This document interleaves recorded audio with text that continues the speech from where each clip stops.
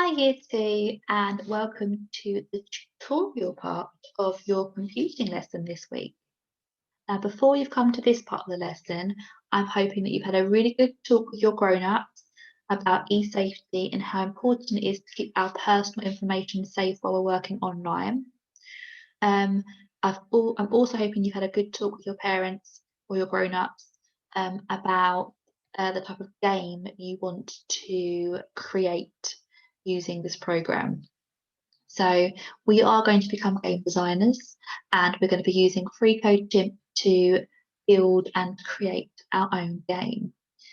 So if you haven't had a go at talking with your grown-up already, please just pause here, have a quick chat so you're ready to join me again. I can show you how to use free code Chimp to create some games. Now I'm going to minimize myself so you can't see me, you can just see my screen. I'll talk you through how to use the program. So we're only today going to focus on two parts of our game building. We're going to focus on creating a background in our game and creating our characters. So the screen we're on currently is the coding screen, and so we don't need to be working on this screen at all today. We're not building the game code, we are just going to be starting the design process. So I'm going to have to move over into my design screen, which is up here. If I click on design at the corner here, I can get to my design screen. This side of my screen will show me what the game will look like. And over here, I've got my characters and I can add in my background as well. First thing I'm going to do is to add my background. And to do that, what I have to do is click on this picture here. It's like a bit of a screen picture.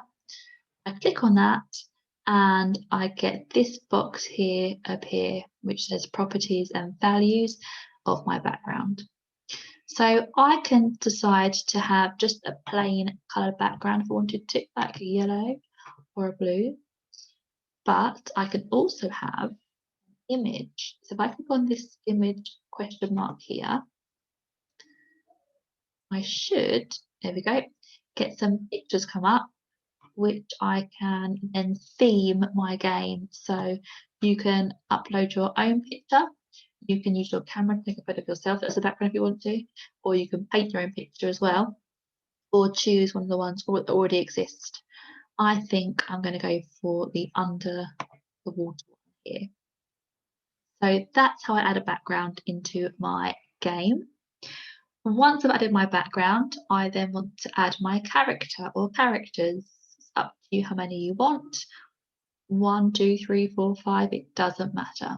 So here are my choices. I've got button, character, turtle, food, animal, princess, hero, or emotion. Let's go for animal. I click on animal and I drag it into the screen here. Here it is. And now I've got a dog character in my game, but he's underwater, so probably not the best choice. I can change the animal picture. So here is my properties of that character.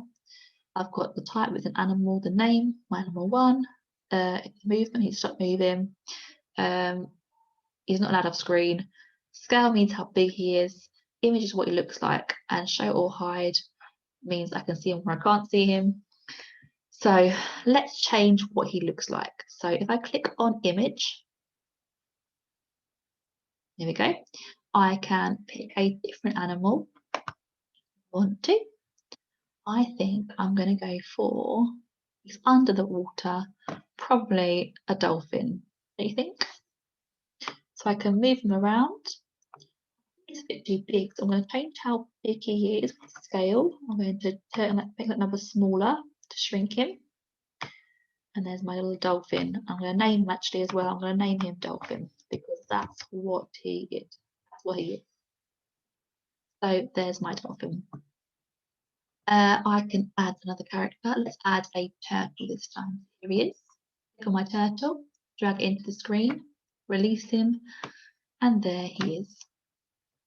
The properties of him are here, so I can look at his name.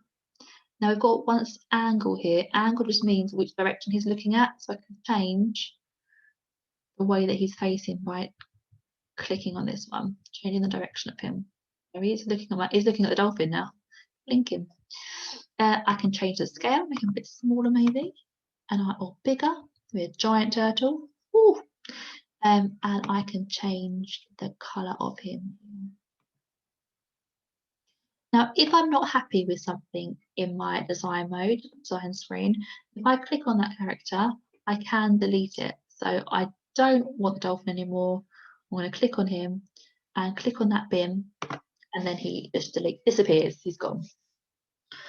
Now, once I have finished adding my characters and I'm happy, if I exit design mode, I can see that my characters have now appeared in my coding screen. So I can start using these in the future when I start building my code and making things happen within my game. Back to design mode for you. There he is again, my turtle. Now, that's what I'm going to be doing today on my free code Chimp. But I need to save my game now. So I'm going to go to the top left corner here. I'm going to click save. I'm going to name my save it in my work. I'm going to name it. Let's name it The Adventures. I'm going to click save. So now my game is saved, and I can work on that in the weeks to come when I learn a bit more about how to build on my coding blocks.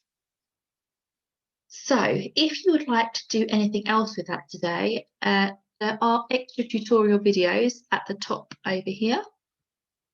So if I click on the top right corner here of the screen, all these videos will give you more information on how to build code in free code Chimp. If you would like some more challenges, as long as you save this background, you're all okay. You can explore free code Chimp however you want to.